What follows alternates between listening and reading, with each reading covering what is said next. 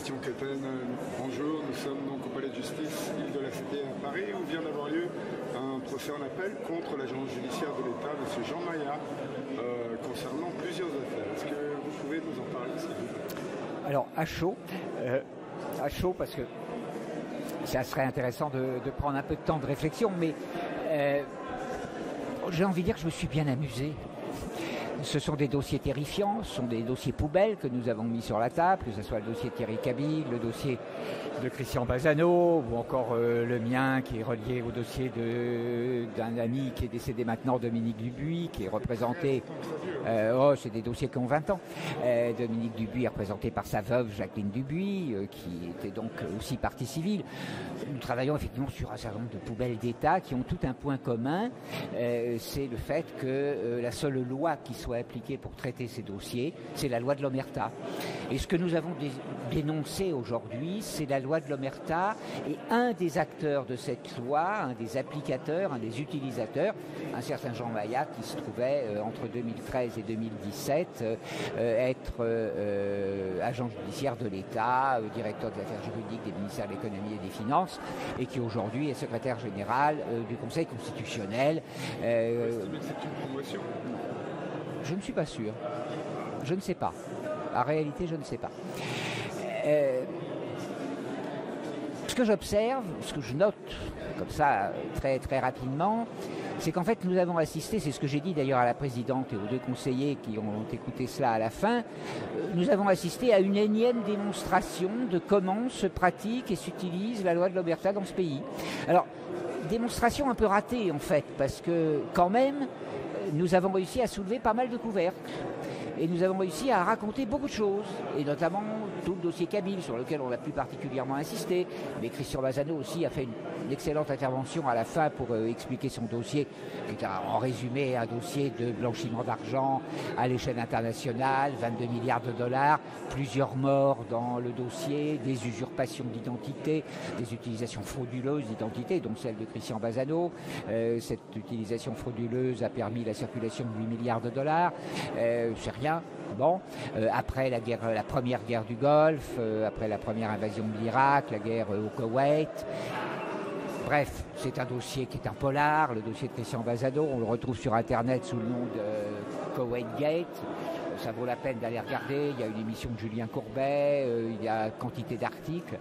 Nous avons évidemment parlé du dossier de l'ordre du Temple solaire et de quantité d'autres dossiers annexes qui tournent autour, sur lesquels moi j'ai beaucoup travaillé depuis 20 ans.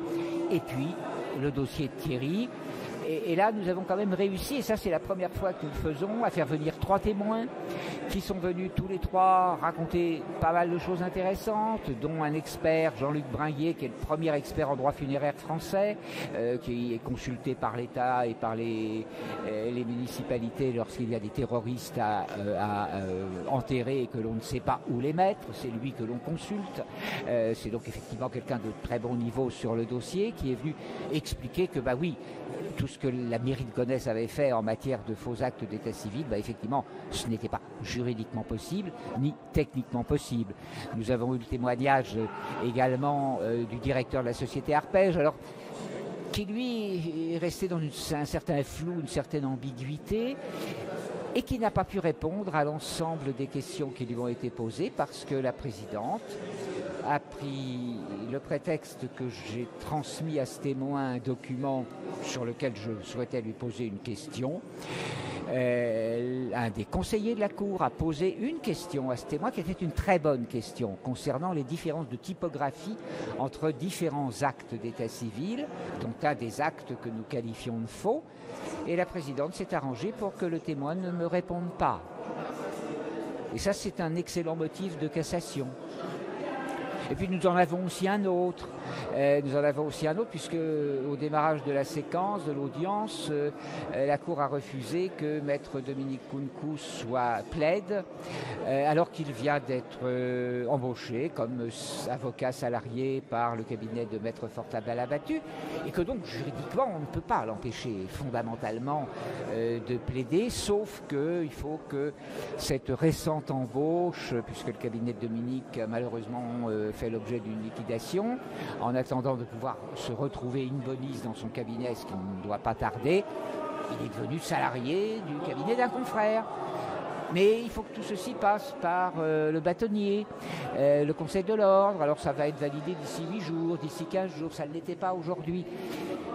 Mais du coup, on l'empêche de plaider. Et si dans 15 jours, il retrouve pleinement le droit en question, dans la mesure où Maître Fortabat Abattu avait aimablement demandé à la Cour aujourd'hui de faire un renvoi compte tenu de cette situation particulière de Maître Kounkou qui était bien décidé à être entendu comme avocat et non pas comme partie civile, du coup nous avons là aussi un deuxième motif de cassation. Donc on a de quoi s'amuser dans la suite du dossier.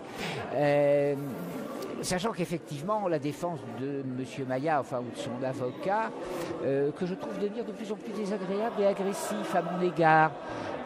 C'est pas bon la bile, c'est pas très bon la bile.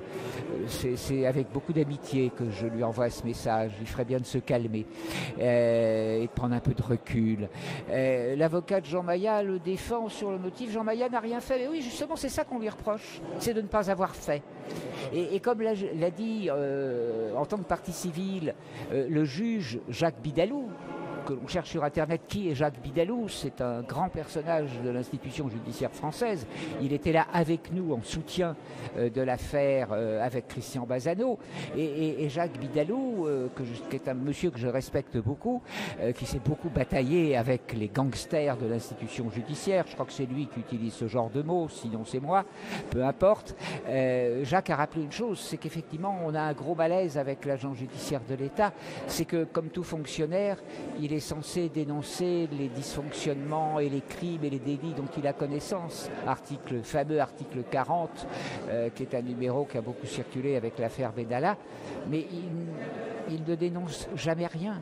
Et pourtant, il a toujours connaissance de quantité de dysfonctionnements de l'institution judiciaire. Et il devrait être là, certes, pour défendre l'intérêt de l'État, mais aussi plaider de bonne foi, comme il le dit lui-même dans ses textes prétendument déontologiques, sauf que à la fin, il plaide avec la plus totale mauvaise foi. Et nous n'allons pas le lâcher. Nous n'allons pas le lâcher, nous allons aller en cassation, et puis nous allons recommencer vraisemblablement des assignations de l'actuel agent judiciaire de l'État. Parce que de toute façon, les problèmes ne sont pas résolus. Les problèmes ne sont pas résolus, les dossiers ne sont pas sérieusement examinés au fond.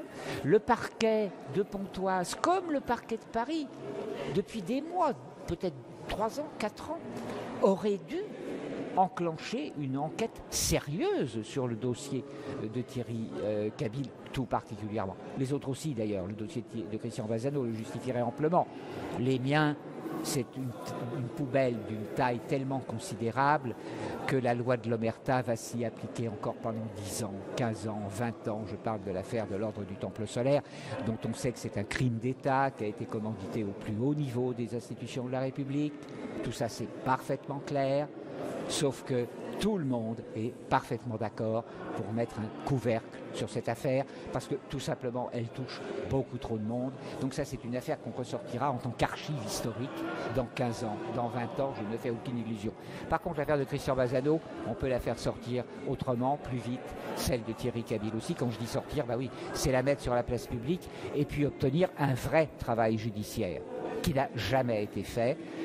Là, les choses sont en train d'évoluer de manière intéressante parce que nous apportons des éléments de preuve sur les faux en écriture publique, tels que le maire de Gonesse lui-même est obligé de reconnaître les faits. Alors lui dit, c'est une erreur. Nous disons non, ce n'est pas une erreur, c'est un craquage de logiciel, c'est un doublon de logiciel. Il y a des différences telles entre les différents actes et tellement d'éléments qui démontrent ça que nous ne pouvons pas recevoir ça comme une simple erreur. Il y a une intention derrière, d'autant plus que dans l'affaire Cabil, ça a été dit, redit 150 fois, nous avons des yeux qui ont disparu, un médecin qui pleure parce qu'il ne veut pas avouer à la famille ce qui s'est passé, nous avons une fausse autopsie. Nous avons 3 numéros d'admission à l'hôpital pour 2 séjours. Nous avons un cercueil qui disparaît. Nous avons de la bouillie de cadavres avec une cage thoracique d'enfant, du sang frais 2 ans et demi après la première inhumation. Et nous avons un déni de justice permanent et récurrent avec un parquet de Pontoise qui n'a pas fait son travail de contrôle de l'état civil de Gonesse depuis 17 ans, 18 ans. Bon, voilà, les gags judiciaires continuent, le cirque judiciaire continue. Ce qui était très intéressant aujourd'hui, c'est que nous étions pas loin de 50 dans la salle, en soutien énergétique à Thierry Cabil, Dominique Kuhnko, Philippe Fortabal-Abattu, Christian Cotten, Jacqueline Renaud-Dubuis et Christian Bazano. Et que ça, les juges, ils ne peuvent pas ne pas le sentir. Et énergétiquement, aujourd'hui, de toute façon, ils les ont perdus. Alors juridiquement, ils vont continuer à faire n'importe quoi. Ils vont continuer à confirmer le jugement de première instance. Mais la seule réponse que je peux leur faire, c'est un gigantesque éclat de rire parce qu'ils sont ridicules. Ils sont non crédibles. Et ridicules et non crédibles, ils sont en train de devenir illégitimes.